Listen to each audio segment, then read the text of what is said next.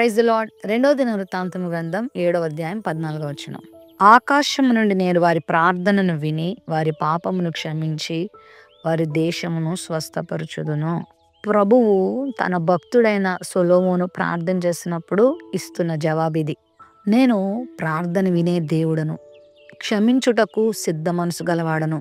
అంత మాత్రమే కాదు, మనుషులను దేశములను స్వస్థపరిచేవాడను. మన ప్రభువు సర్వాధికారాలు కలిగిన వాడు, సర్వశక్తిమంతుడు కూడా. అయితే ఎప్పుడు ఆయన ఈ పని చేస్తాడు అని అంటే, నా పేరు పెట్టబడిన నా జనులు తమను తాము తగ్గించుకోవాలి, చెడు మార్గాన్ని విడవాలి, నన్ను వెదకాలి, ప్రార్థన చేయాలి.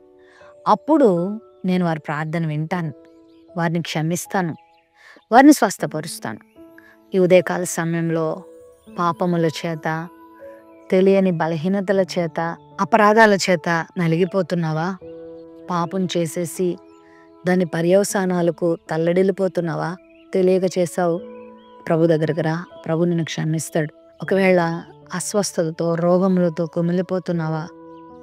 నన్ను ఎవరు కనికరిస్తారు, నన్ను ఎవరు స్వస్థపరుస్తారని ఎదురు చూస్తున్నావా? దేవుడిస్తున్న వాగ్దానం. మన ప్రార్థన వినే దేవుడు, మన మూలుగులు వినే దేవుడు. దావీదు జీవితంలో ఒకసారి పాపం చేశాడు. అయితే ఆ పాపాన్ని ప్రభు దగ్గర ఒప్పుకున్నాడు. 51వ కీర్తన రాస్తూ, నా దోషం పోవునట్లు నన్ను బాగుగా కడుగయ్యా, నువ్వేనయ్యా నన్ను కడగాల్సింది, నువ్వేనయ్యా నన్ను బాగు చేయాల్సిందని వేడుకున్నప్పుడు దావీదు పాపమును దేవుడు కడిగాడు, పరిశుద్ధపరిచాడు, అతన్ని స్వస్థపరిచాడు, అతని దేశాన్ని దేవుడు బాగు చేశాడు. నువ్వు కూడా ప్రభు దగ్గరకు వచ్చి నీ పాపంని విడిచిపెట్టి, నీ చెడు మార్గమును విడిచిపెట్టి దేవుని దగ్గరకు వచ్చి బ్రతిమలాడుకుంటే, ఆయనను ప్రార్థన చేసుకుంటే దేవుడు గొప్ప ద్వారాలు నీ కొరకు తెరుస్తాడు. నీకు అసాధ్యమైనది ఏది ఉండకుండా దేవుడు చేస్తాడు. నువ్వున్న దీన స్థితి నుండి, నువ్వున్నటువంటి బాధాకరమైన స్థితి నుండి నీ ప్రభు నిన్ను లేవనెత్తాడు, అనేకులకు ఆశీర్వాదకరంగా చేస్తాడు. కృంగిపోకు, దిగులు పడకు. నా జీవితం ఏమైపోద్దో, దేవుడు నన్ను క్షమిస్తాడో లేదో, నన్ను బాగు చేస్తాడో లేదో, నా పాపం ఇంత భయంకరమైంది కదా అని బాధపడుతున్నావేమో. ఇప్పటికైనా మించిపోయింది లేదు. తగ్గించుకొని ప్రభు దగ్గరకు వస్తే నీ పరిస్థితులు ఆయన బాగు చేస్తాడు, నీకు మంచి రోజులు ఇస్తాడు, నిన్ను ఉద్ధరిస్తాడు, నిన్ను కాపాడుతాడు, నిన్ను దీవిస్తాడు.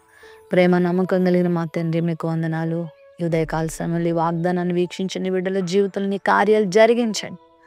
మీ దగ్గర తగ్గించుకొని మేము ప్రార్థన చేస్తున్నప్పుడు, మా చెడు మార్గాలు విడిచిపెట్టినప్పుడు నువ్వు ప్రార్థన ఆలకించే దేవుడు, క్షమించే దేవుడు అని, స్వస్థపరిచే దేవుడు అని సెలవిచ్చావు. ఉదయకాల సమయంలో ఎవరికి క్షమాపణ అవసరమో, ఎవరికి స్వస్థత అవసరమో వారి ప్రార్థనలు మీరు ఆలకించి వారికి అది దయచేయమని కోరుతూ యేసు నామములో ప్రార్థిస్తున్నాం తండ్రి. ఆమేన్.